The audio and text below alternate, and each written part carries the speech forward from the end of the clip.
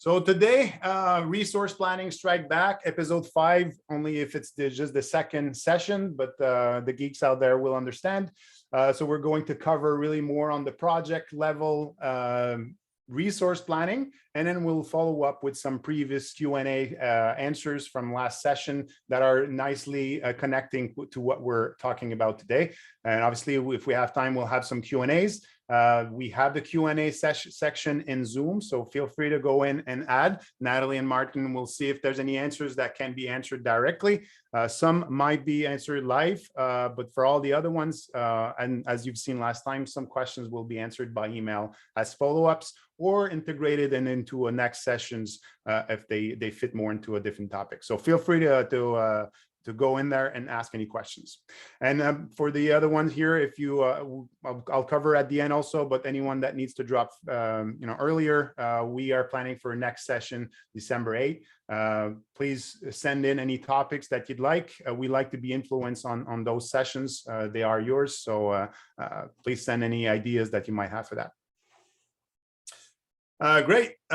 Usual disclaimer, we're using v44 release at this point here, so there might be features that you see, but the anything we're covering is pretty much the same for 38, 39 and above. So just as a disclaimer here. Obviously, as we mentioned, we will focus on resource management. Last session that I will invite you to circle back to if you need, we covered a lot of the task level or project plan level assignment using the task assignment and assignment schedules. So we've covered that. If you want, you can revisit. Today, it's going to be a bit more towards the project plan level, so resource planning at the project level. Then he's going to talk about that. And then other questions on that topic.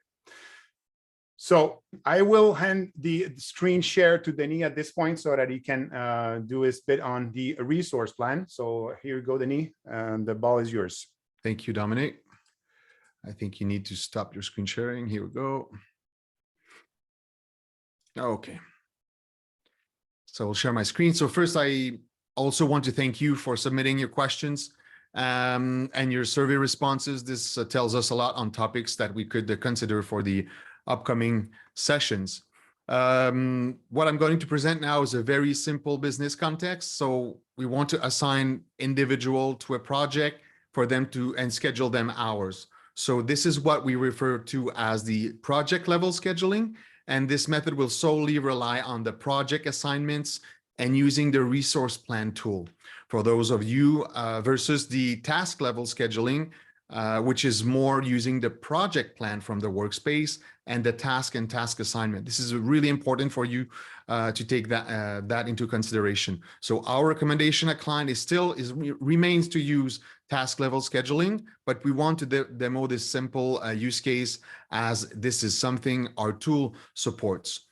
So as I said, my scenario would be to create a project very quickly for my team to start logging hours. So I can call that task scheduling project level. Here you go. And what I want to do at this point is simply add some information very quickly. So I'm going to put it time and expense for now. Oops, time. Here you go. I'm going to put it billable. I'm going to put an end date to December 16, and that's it. I'm going to save. So while it's creating the project, I'm going to tell you that Klient is automatically bringing the information I entered. So all of the billing information. Also, it's going to put today as the start date of my project, standard functionality. And also, since I did not remove Roxanne Green, I'm Roxanne Green today. As the project owner, created a project, I'm the owner, but also created a project assignment for Roxanne here that you can see. Good. So the first thing I would need to do now to start working at, just one moment. What I can tell you from this very standpoint is that I could actually log time on this project right now. Most likely we'll have more than one project resource on the project, but this is just to tell you that we could put our project status to in progress And here you go. And then we could go into the global action, quick time entry, and already log time on this project.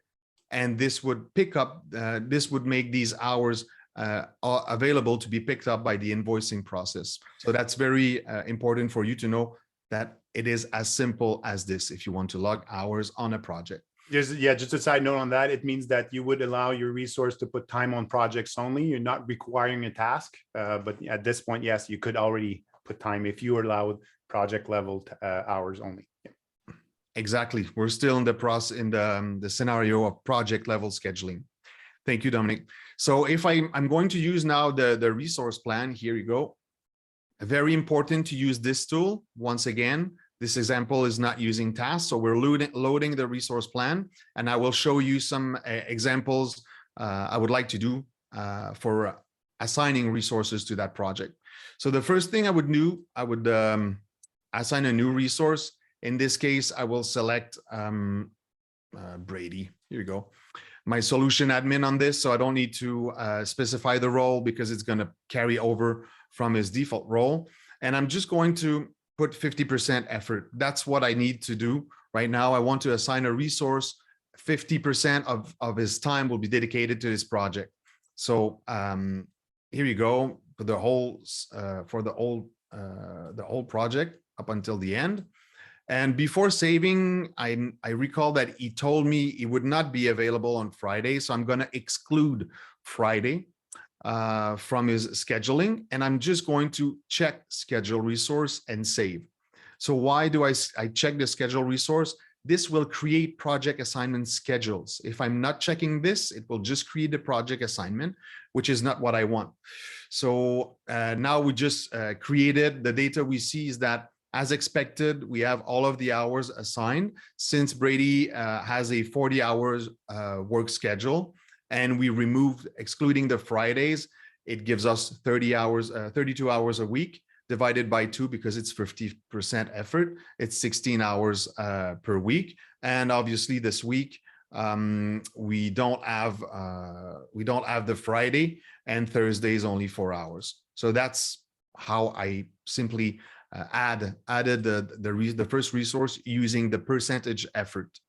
The other resource I'm going to add, or the other scheduling scenario I'm going to use, I'm going to book the famous Jenny Red to this project, also solution architect, so I don't need to change anything. She's going to be booked, but instead of putting any hours, I'm just instead of putting percentage effort, I'm just going to schedule 80 hours for her.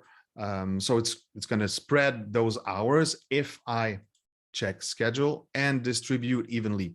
So distribute evenly in this case will be important because I don't want the system to try to burn all of the hours and consume the hours, schedule the hours as soon as possible, right? So now what we see in terms of data is that Jenny Red has been added. If I put it in monthly view, you'll see that all of the hours will be there. So at the first in the first month, I've got 15.2, 41.2, which makes 57 plus 23. I got my 80 hours right here. So we'll go back to the weekly view for another scheduling scenario I'd like to expose. So maybe I want to take part of this project and I want to help kicking off the project. So I could use this this method in which I'm dragging and dropping a block of hours. This will consider the place where I put I start my my little time selection. So the start date and end date has been selected because I chose the full week. And this maybe I'm going to put 20 hours because I want to work in this project for 20 hours at the beginning. So it's going to create those 20 hours for me at this in this given week. The last maybe option I'd like to show you is the possibility to swap a resource. So even if you're at the project level and you also have that possibility to swap a resource just by clicking the pen here, go to swap resource, and maybe while I was doing the project, I received a notification that Brady would not be my guy anymore and that Bailey would need to do it from now on. So swapping the resource will just assign those hours, takes those hours that were assigned to Brady and assign them to Bailey. So you will see that the name has been changed, and we'll go in the project in a moment, and we'll see that the project assignment is now only Bailey. Brady is not there anymore. Maybe one question we just received about deleting hours. So let's pretend we have a corporate event at the end of October. So what I could do for there, I could go on this given week and just remove the hours for my resources. So that would not affect the rest of their scheduling, but at least I would free them for this given week. So that's another possibility for you where you can delete a block of hours from this scheduling. Now you've modified it. You could also you have that trash bin or that recycle bin at the top right of that. You could also delete the block altogether. Thank you, Dominic. Yeah, you're right. You're right. I could have done it this way as well. So if I go back on the project here, I'm going to refresh very quickly so that you see the project assignments have been created. Here we've got our 3 people, and all of these 3 people are ready to, well, they will see the project when they go on the My Time sheet or any time entry tool, and they will be able to start logging time on the project. Once again, this is a scenario only considering project level scheduling. We're not talking about tasks at all in this case. Thank you, Dominic. I guess you have something else for us. I have a few things, yeah, so that we can fill the rest of that session. Yes, so I'll take back the sharing. Here you go. So basically, thanks, Denis, for that. Very useful. So quickly, we can add hours to a project doing that. So the way I'm going to work today is we had some questions that were, I would say, general public last time from our last session. So I'm going to use those to kind of wrap that topic on resource planning. So one from Sankit here. I didn't see if Sankit was here, but really the distribute evenly checkbox is not necessarily available when you're scheduling a resource. I'm using this question here just to mention that we have identified a few things in the resource planning and the resource plan that needed to be to get a bit of love. That was one thing, the distribute evenly in one experience when you're dragging and dropping to add hours to someone is not available. Just to mention that next year we'll be putting a lot of effort into revisiting and enhancing the resource plan. That's one thing, evening out or getting the experience, constant across the platform and depending on how you're approaching it. So distribute evenly, yes, is not available when we drag and drop, but that's something that we've identified and we'll be looking into next year. So just a side note to say that any ideas or comments you might have, send them over so I can relate the product. We've identified, we have a good list of items, but anything you might want to add would be considered, obviously. Alan here asked if the resource is booked full-time 6 months, how can we remove booked hours for a project if they were to take a time off? Then he has shown it. If it's basically you could go back and delete a block where if it was already planned and you have PTOs coming over, on that case, you want to have that flag so that you can either reassign. So it's not going to automatically remove those hours because you might need to do something with those hours. So that's why you keep track of assignment and availability and level of assignment so that you can flag someone that would be in red or overbooked so that you can do something with those hours. But you can go and delete those booked hours. It comes with a red flag in the sense that depending on the mode that you have, you can go and delete that block. But if you reschedule a resource, they most likely would be recreated. If you are using task level assignments and you're rescheduling or pushing out a task, the blocks that were previously deleted would be recreated because the system is regenerating the task assignment schedule and the project assignment schedule. So it's possible as Denis shown, but just handle with care in that case. Next is if you have resource that you need, but you don't know, you have hours you need, but you don't have the resource yet, how can we keep track of that information? So Scarlett asked for that question. And then another question before I flip into my environment is that can you change the cost rate of an employee by project? So Danielle asked that, and then we'll go over how we can do that.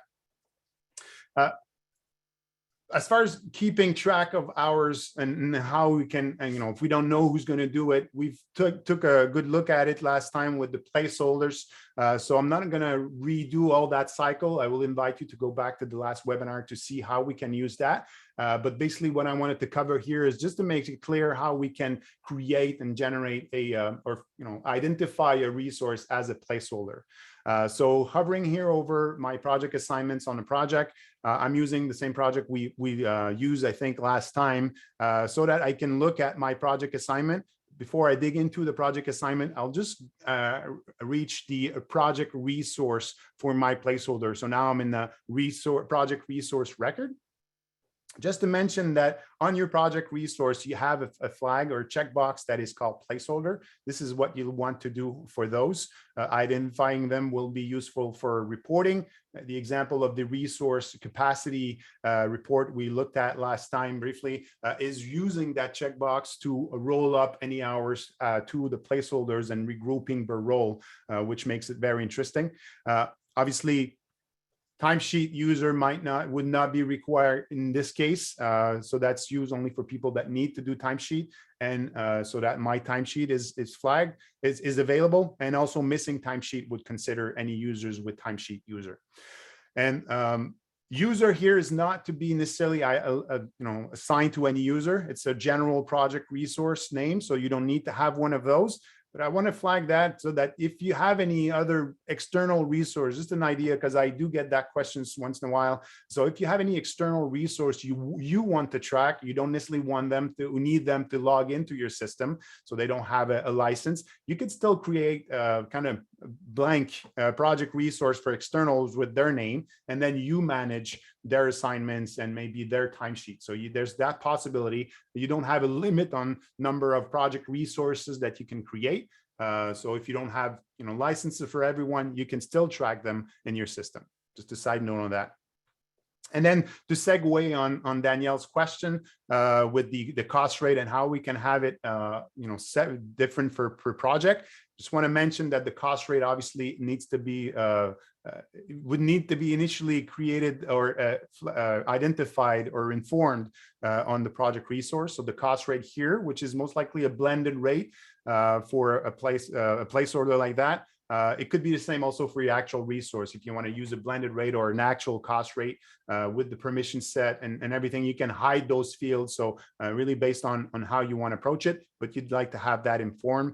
And last information here, bill rate. If ever you use fixed bill rate per resource, maybe you want to have it informed. Now this one is blank because in my demo I'm using more of the rate card, sorry, so I don't have that informed. And we'll use that information. You see that I have team and different information that I can later be using for reporting.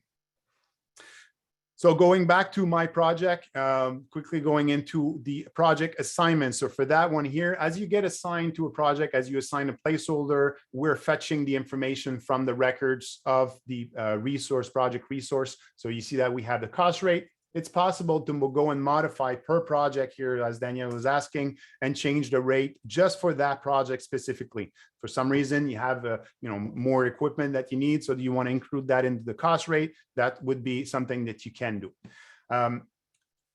Just a teaser here, something that we can also use eventually is the assignment rates. So it's kind of doing what exactly Danielle is saying. So if you want to be planning upfront on assignment rates, just want to mention that this exists where you could affect bill rate and cost rate starting at an effective date. More of an effective week than a date, because it would be affecting the whole week from that date. So now I'm selecting November 2nd. So starting on 31st of October, that whole week, because we're driving with timesheet details, that would be affected considering those bill rates and cost rate. We do a session eventually on configuring finance and those aspects where we could go a bit more in depth on that, but just wanted to drop because it was connecting with Danielle's questions, assignment rates. Great. Think I've covered those questions here. Yeah, so then you've done the delete, so you've shown that, so we're good on that one. Yeah. Great. So next, kind of segue into how we can, this is where we're connecting with what we did last session. So how can we sync planned and scheduled hours, and when would we need to have that turned on? So Rebecca asked for that, and you were a few that I think did inquire for this. So before I go back and show it, because it's relatively simple, it's basically a checkbox. Just want to cover and why, what it is and what it's doing and why we would like to do that before I flip back into the environment. So I'd say 95% of the time, I'd say I think there's one exception. Planned relates to projects, schedule relates to tasks.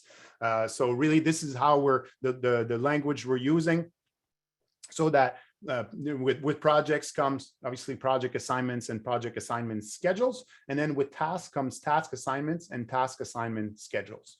So there is always a connection in between the task assignments and the project assignments. So as you are creating a task assignment, if a project assignment does not exist, it will be created. If it already exists, it will be connected to that project assignment. Obviously, same person, same resource, same role that would be connected to that. And then underneath, we have those task assignment schedules driven by the assignments at the project timeline, in each of those tasks created between start date and end date. And then we have the project assignment schedules that are created like Denise shown here, if we're creating it right on the resource plan. And just a side note also on that, what Denis did on the resource plan of the project can also be done at the resource planner, which is a bit more global. When we are synchronizing, so when we're checking that box on project that says sync project and task schedules, basically what we're doing is we're saying to a client, every time there's a change on task assignment schedule, please copy it over to project assignment schedule. So you'd be, the PAS, as we like to call them, would be driven then by any changes on the task assignment schedules. And as I've mentioned before, every time there's a record, or an action, let's say we're stretching a task on our timeline, then the task assignment schedules are being recreated. Thus, the comment earlier on the fact that if you delete a block, it might get recreated because depending on the model that you're using. If it's totally manual, then you're fine. But then if you decide to say reschedule resource, then that work might be changed too. That on the list also of improving the RDs that we're selecting. We have some things on that topic that we need to revisit, but that does of now, this is how it's working, really getting driven by the software. That's why our recommendation, the way we do recommend first, is to use the project plan and the timeline and assigning at the task, so that you manage PM as they are managing their projects. That will drive the project assignments too. So why would we want to keep that in sync or not? So use cases that we've seen in the past that we have customers that are currently using. So if we wanted to keep in sync, or I've mentioned sync later in the project lifecycle, obviously if you're using task level only, you want to keep that in sync. It's going to drive everything at the project and the project assignment level. So obviously you'd want to keep those in sync. Planning. Another use case is that planning is initially done at the project level, so scope and estimates as Denis shown. And if we need to, he's added some actual resource, but let's say we're building a pipeline project, an estimate towards getting eventually at the proposal. You can just project level, have a quick estimate, so many hours of a PM, so many hours of a designer, and so on and so on. And then eventually, as you get later into the life cycle of a project, close one, or early, very close to being close one. PM comes in, details what the effort is, starts assigning a bit more detail at the task level. Then you might want to sync and then start using the project plan and the timeline as your reference for assignments. So that's a good use case that could be used so that you don't need to put a lot of details up front when you're estimating.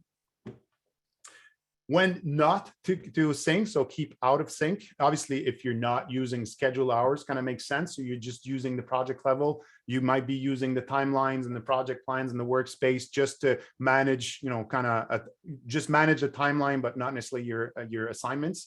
So you don't want to sync those. Planned hours can be allocated hours. There's pros and cons on that one, but it's similar to the just the previous case, so that you would eventually scope a project, add those hours, and then someone might, PM might go into the schedules, but you want to keep them out of sync just to get a reference of what it was before.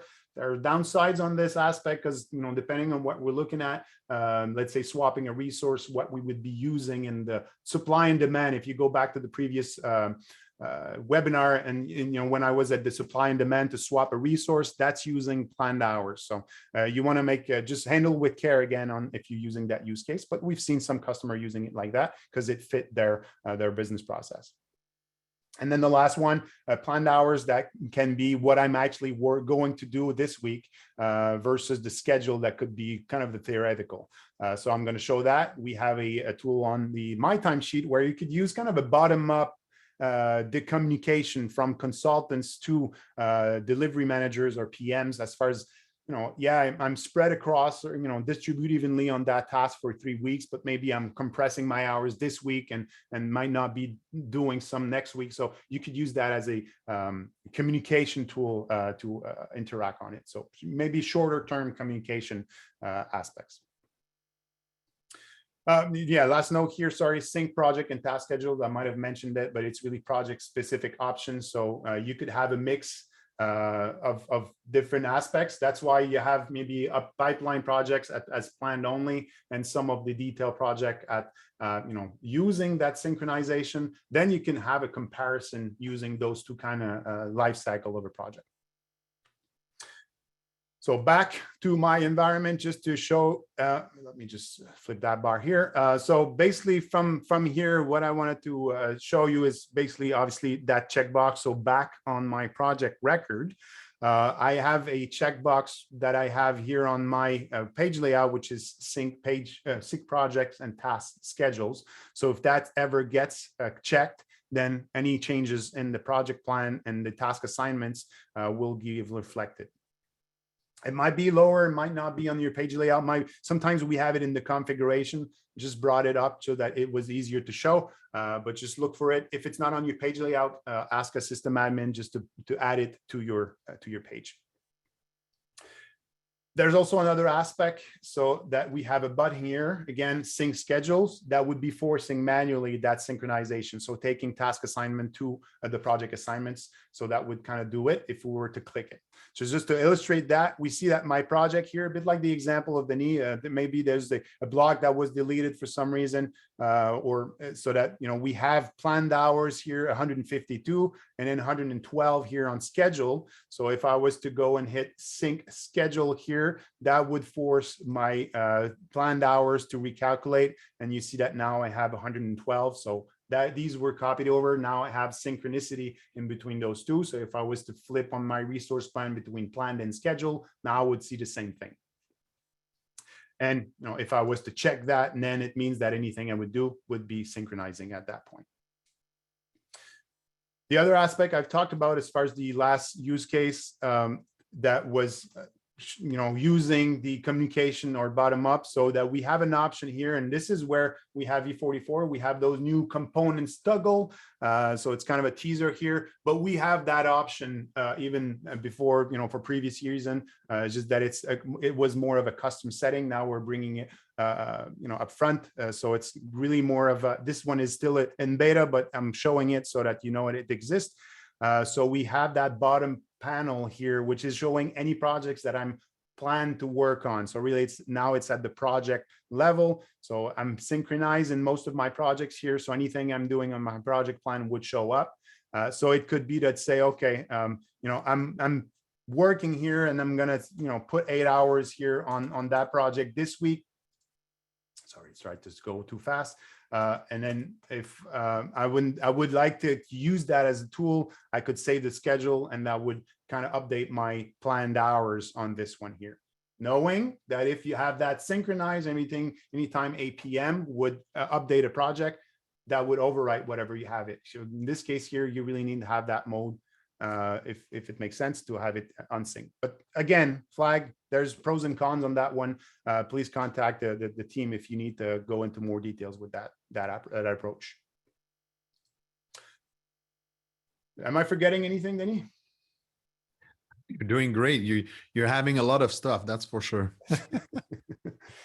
Good. So going towards more of the reporting section here. So the questions that are related to that that we had from last time. So for resource utilization record, where is the data coming from? So Amita asked for that. And related to this also is Lucas that was asking if it was possible to compare a resource to our peer group. So that again, we're going to go into this. And I will be sending over the mic, but not the display to Denis in just a few seconds to go that. Just before I do that, I'll just want to show you how we reach the actual resource utilization. So to do that, I'm gonna click on Bailey Neely here, just a resource. The record was already created. And if I was to go on Bailey Neely, obviously the most obvious place to see those record is on the project resource. Probably not where we'd look into it really, but at least if you want to look into that, this is where you might be able to do that. So I'm going to look into, let's say, just one. I think there was one from, yeah, for this one, it's a bit more valid. So Mike is over to you, Denis, for the resource. Good. Thank you, Dominic. So as you can see, the resource utilization is a very useful object, especially for reporting purposes. It allows us to better understand and compare the planning and the actuals as it aggregates information from schedules. So where does the information come from? Project assignment, task assignment, project assignment schedules, task assignment schedules. So all of this information is stamped on the resource utilization record and allows us to report on this data over time. So the record could be created per resource, per month, or per week, and the data is constantly being recalculated up until the next utilization record is created for the next time period. So if we think about what Dominic explained earlier, the plan versus the schedule, as the data is currently exposed on this page, you will see that on the left-hand side, everything that is related to planned hours and planned information would be there, and the schedule would be on the right. So you could place your information this way to have a better view, and you could compare the hours that have been done. That's all in the planning and scheduling. What is at the bottom would be more the actuals. So everything that has been logged, either billable, non-billable, etc. So all of these information with that time frame, and all of that information is what we rely a lot on when we're creating report to understand what our resources are doing. Then you can combine those resources utilization with project resource and rely on the other information to regroup that information in your report, such as teams or department, if you want to push and have that information for a specific group of users. The last thing I did not mention is that you can also go as deep as considering the status of your assignment. So if you look in the planning and scheduling, there's also resource utilization can provide you with hours per assignment status. So that could give you other KPI you'd look for. So Dominic, I think we'll look at a couple of useful cases in reports of using the resource utilizations. Yeah, and just before I leave that, there was a question, and it's a great one, because information that is often missed is Tiffany was asking if you need to run utilities to keep the utilizations updated for reporting purposes.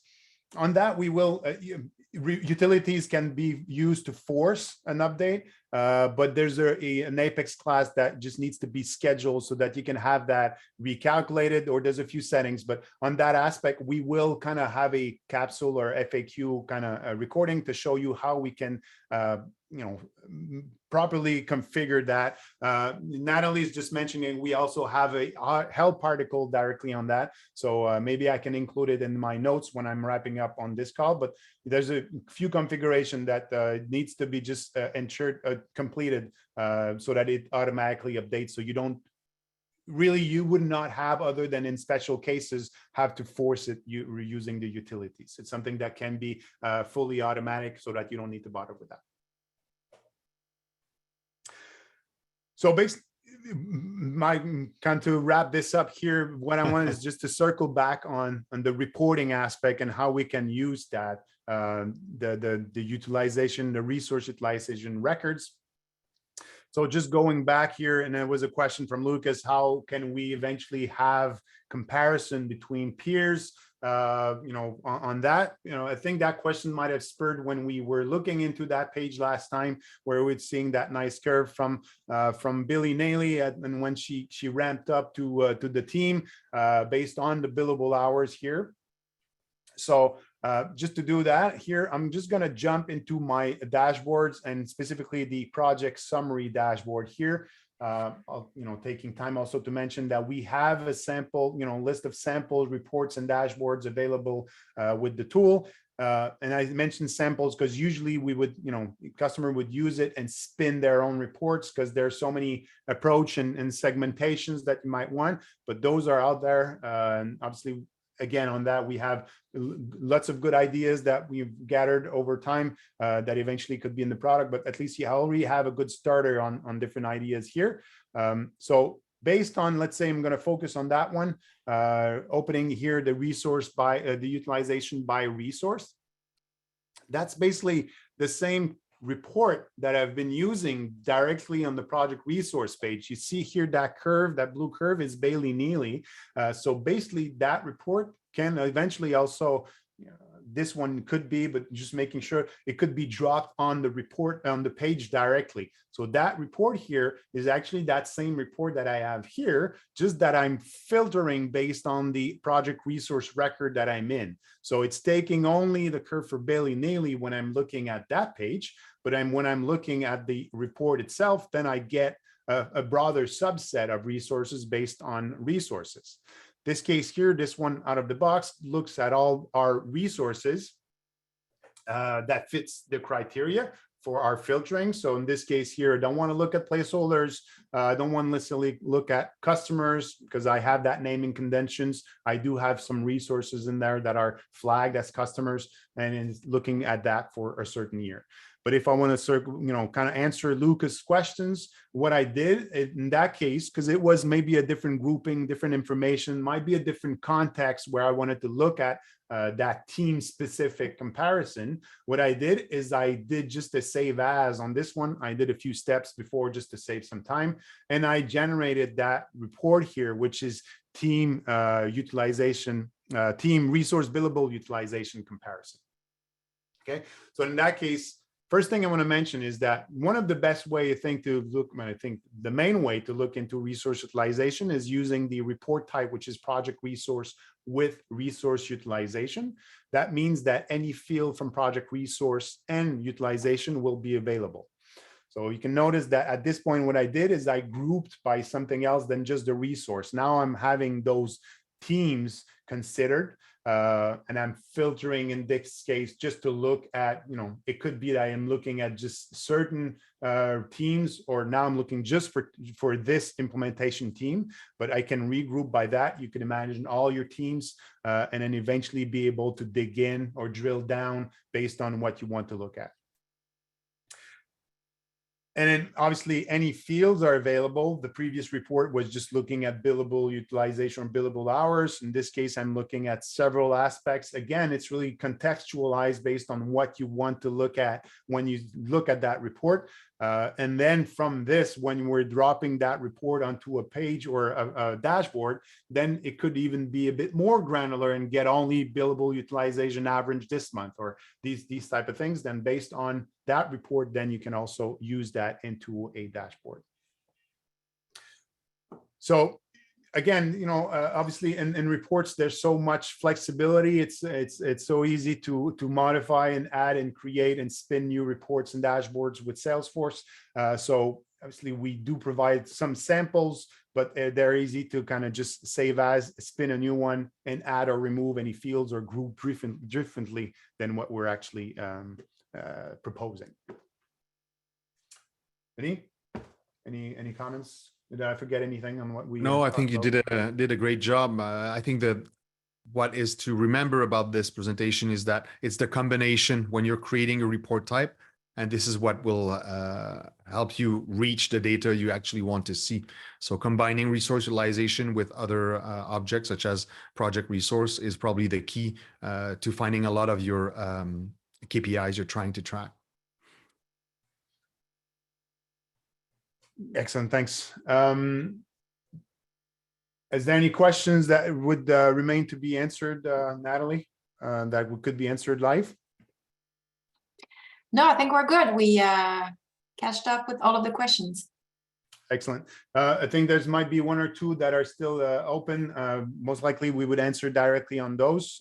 Some of them are a bit more context specific sometimes, depending on what they want. So instead of trying and half answering an answer, we'll circle back on the one or two questions that are still open, which are a bit more context specific, I feel. And then that worked great. Thanks, Martin and Natalie. There were some questions and they were answered directly. So that's I think it went very well. Thanks for your support on that Q&A section. You're in the shadow, but your work has been very helpful.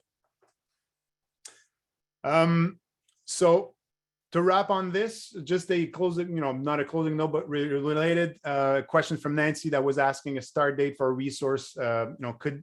Is there a way to have a start date for a resource so that resource utilization are calculated accordingly? So the answer is not at the moment, but very soon it will be. We have a version coming out in the next week, so currently being QA'd on that aspect, and we are to include the resource utilization start date, so that the resource start date, so that the utilization will be calculated. So if you have a partial month, it will consider that number of actual available hours for a resource that might be coming starting somewhere in the month. So Nancy, yes, your request has been strongly considered as so much that it is in an upcoming release for that. Q&A, I think we've covered. So thank you for that. Thanks for sending over. It makes that more dynamic and more interesting. If there's any close-up questions, also you can always circle back to me and Denis or support, and then we can circle back on that with more specific questions if you have any. On my side, I'll just stress the fact that we really appreciate your feedbacks and that we rely on them to have to orient or to choose our topic for our upcoming webinars. So feel free to send us your comments in the survey, and we'll make sure to provide you with good advices and good ways to use Klient. Marvelous. Thanks, Denis. So so next session on 8th, send over those comments so that you can influence what we are considering. We have obviously tons of ideas of what we could cover, but obviously this session is for you based on your needs. So hopefully on those 2 sessions for the resource planning, we've answered most of the questions. There's always, trail up questions, so that we'll continue to answer. But next topics here, let us know what you'd like. Invites to follow around December 8th on that next session. Again, thanks, Denis. Thanks, Martin, Natalie. Thanks everyone that showed up. Looking forward for the next one. And as I'm closing this session, please make sure to fill that survey, putting every comments and questions and complaints maybe that you have. I'm taking everything. Thanks. Thank you, Dominic. Thank you, Have a great everyone. day. Have a great month. Bye-bye.